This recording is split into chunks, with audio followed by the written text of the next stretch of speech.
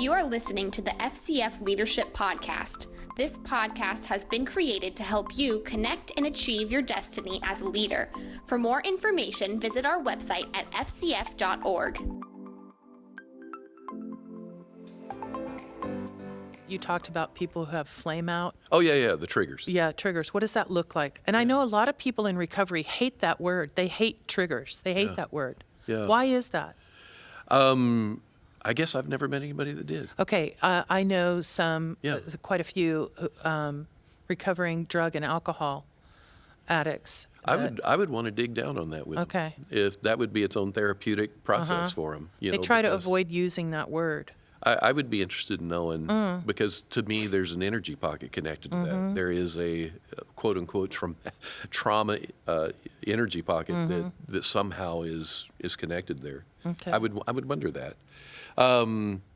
But what I would say is anybody who has dissonance, anybody who has a gap in who they present themselves to be and who they really are, that's where they need to know they're vulnerable. Okay. And so the assessment begins with, is there something in my life that is off? And even when I read the word and I'm talking about my experience, is there a dissonance or a gap there? He says that his joy is mine. Am I living in joy? He says that the peace of God that passes understanding keeps and guards my heart and mind. Is that my experience? If it's not my experience, I have dissonance, I have a gap, and I need to be asking myself, what's going on there? Now, the reason a lot of people don't do that is because they have a shame-based approach to themselves Right. and their relationship with God. Right. So they already think they're a failure, Right. and they're not enough. And so from that, they're like, I don't want to look at the gaps because the gaps tell me in confirmation of what a loser I am. Right. When in reality, the gap ought to show them, oh, look, the Holy Spirit wants to take you on a journey Right. because you're enough. Right. He wants to take you into a healthy journey of healing. Oh, I so love that. whole piece of where are the gaps in your life? Is there something that you know that secretly is swirling on the inside? And it is the megaphone that Blaine talked about. It is the high energy thing that is unmanageable. So what are the unmanageables in your life? If there's something that you cannot manage well, and when an event happens, whether somebody says a thing, so as pastor, somebody leaves your church, somebody says something that's unjust or unfair of you, and what emotional impact does that have on you? And are you able to reset to healthy, normal? And if you're not, then you need to address that. That will be where the enemy creates his greatest destruction in your life. Right. So, like the whole armor of God study in Ephesians 6. Well, the weapon the enemy uses, the fiery dart, is actually a combustible arrow. That it's a specific weapon that was used in Roman battle. And that arrow is combustible so that as soon as it impacts, it goes into a fiery inflammation. Well, it's a metaphor of how the enemy works in your life. If you have anything that at a point of a trigger, at a point of an event, it inflames you, that is the enemy trying to find his weak points in your life to be able to take advantage. So be attuned to your emotions is what I would say. So that was the first question. What was the second one? Tools? Tools or resources to give people. Yeah. Well, I think what you want to do is know what's going on the inside. And truly, I've got a rough resource that needs to be redone, but it's free, and everybody loves free. Yeah. But if they go to point.info, this is our in-house internal website. It's not our front door website for foot traffic, but point.info has some workshops. One of the workshops is called The Science of Freedom. It's a 10-plus hour course with worksheets.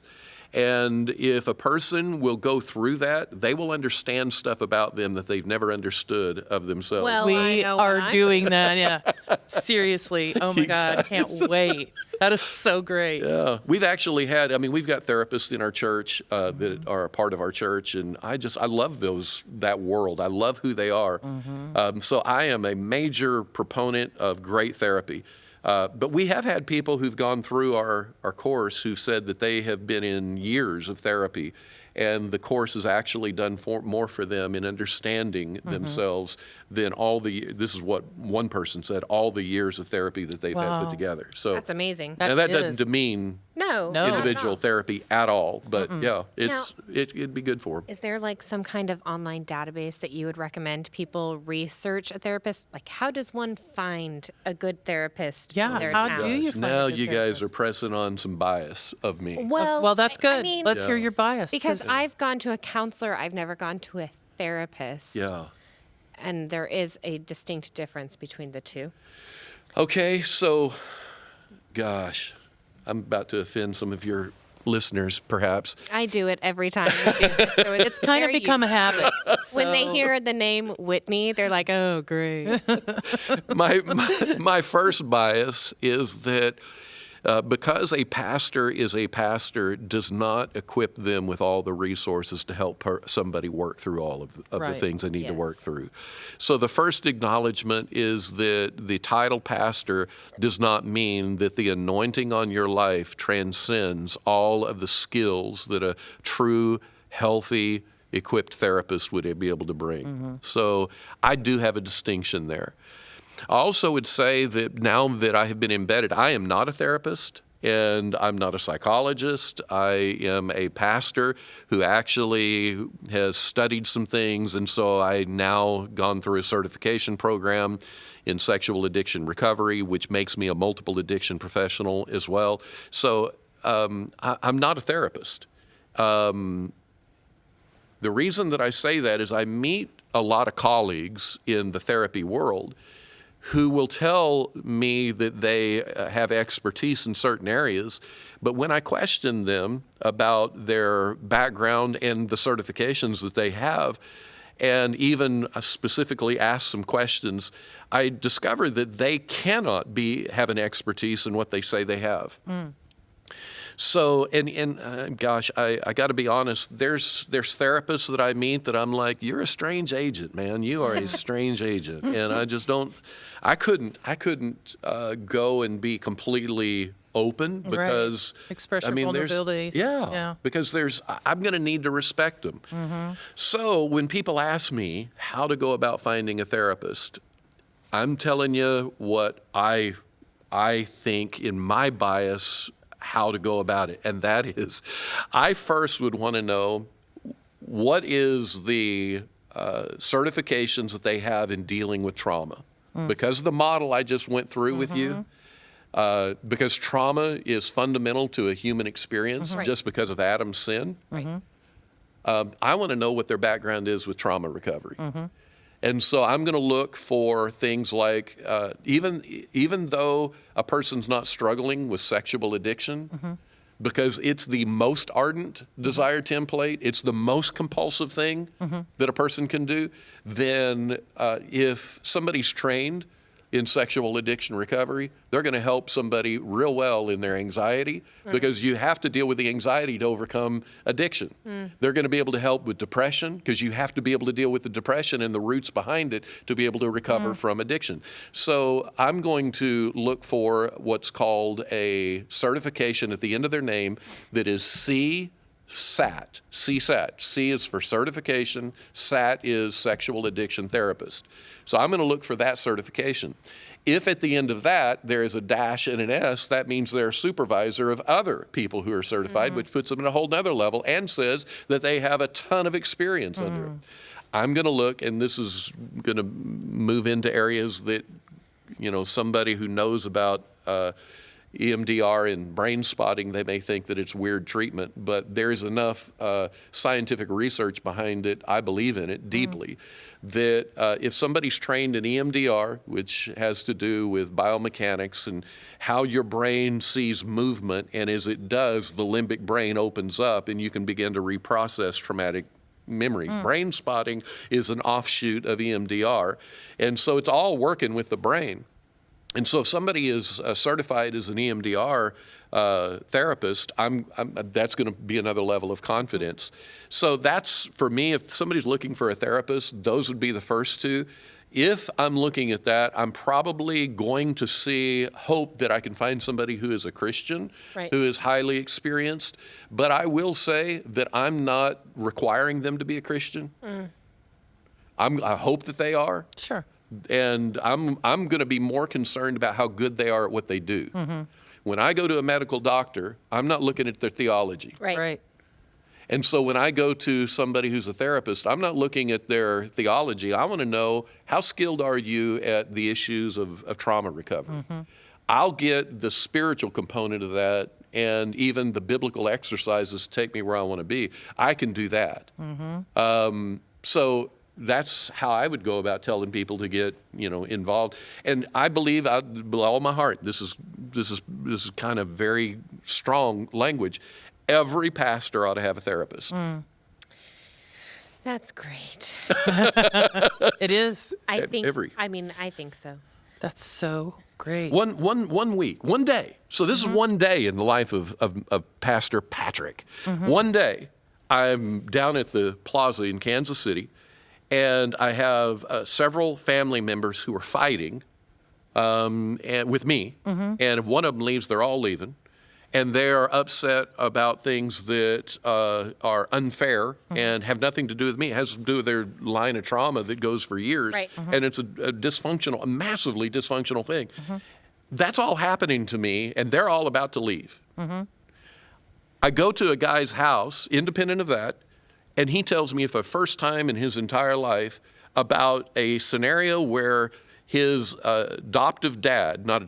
stepdad, who his mom marries, they're living in a home, and the dad is abusing stepdad, this guy's sister, and he's only, young age. And the dad has taken a gun out and shot a bullet over his head, and the bullet hits the wall at a point. And one day the birth dad comes driving up while the stepdad has the sister in the bedroom abusing her, and this guy's telling me the story. First time he's ever told it, and he's telling me the story, and the stepdad hears the birth dad drive up, so he runs out to try to keep him from coming in the house. The guy, the son, is at the screen of his window in his bedroom, and he's pounding the window, yelling, trying to get his birth dad's attention. His birth dad doesn't see it and ends up driving off, and he sits there crying with no power, knowing what's happening to his sister. I walk out of his apartment when that's done, go sit in my car in a parking garage, and because I was so, trying to be so present, and I just didn't even know how to process that, I'm bawling. I'm just crying my eyes out. In that moment, as I'm crying, I get a phone call from somebody in our church who just got diagnosed with cancer, and they've got a month to live. Now tell me, what industry do you live in that you have that kind of stuff happen in one day? Right. And so any pastor needs to have a therapist to help unpack that, make sense of it, and to be told you're not crazy. Oh, that's so good. I mean, I thought I needed therapy, but I don't have the weight of a church on my shoulders, I can only imagine. And that's one of the reasons why we have the continuous education. And that's one of the things that I tell our pastors and leaders all the time is the reason we have the continuous education isn't to add one more thing to your plate, but to help lift you back up because they're constantly giving and giving and giving. Something we giving. implemented 3 years ago. If you're going to renew your credentialing with us, you have to complete whatever continuous education we have Wow. put in place. And it's never anything taxing or burdensome. It can be time consuming, but not excessively. Yeah. And we take that into account, and you have a whole year to do it. And so in our minds, we're just practicing what we preach. We're just saying we have to set ourselves in a place of continuous improvement. And what job in the world doesn't have some kind of continuing education in place for them to maintain certification or whatever it is they need to do to serve the people that they serve, to do the job they do. True. How much more for us as ministers? Yes. If we don't put into place, I am determined. And a lot of leaders, they have their routines, they have their systems, and they think, but I've done this for 30 years. This is good. Yeah, it's good. But can we just try to go a little step up? Can we just a half step up? Can we just step outside of our box for a minute and look? So we lost people. We lost people. They said, we don't want to be a part of that organization anymore. And one guy was like really offended. He was like, and he has a successful ministry, and he's like, do you understand what I do? I live in a continuous improvement. Now you want to put this on and tell me what I have to do to make, like, no, this is important. Yeah. So, we believe strongly in that. And this just brings an even deeper need. Yes, a greater, but a healthier component to it that helps us look at other ways that we can improve. Yeah. It's just something I say all the time. I just want to be better. Yep. Come on. I mean, how can you be a leader and say you don't want to be better? Right. Yeah. That's oxymoronic. You cannot. Yes. Yeah. Because you can't lead others if you're not leading yourself. No. Yeah. Yep. So this has been wonderful. I love it. I love you guys. Thank you for letting me spend time with you. You have been listening to the FCF Leadership Podcast, where our focus is to help you achieve your destiny as a leader. Thank you for joining us today. For more information, visit our website at fcf.org.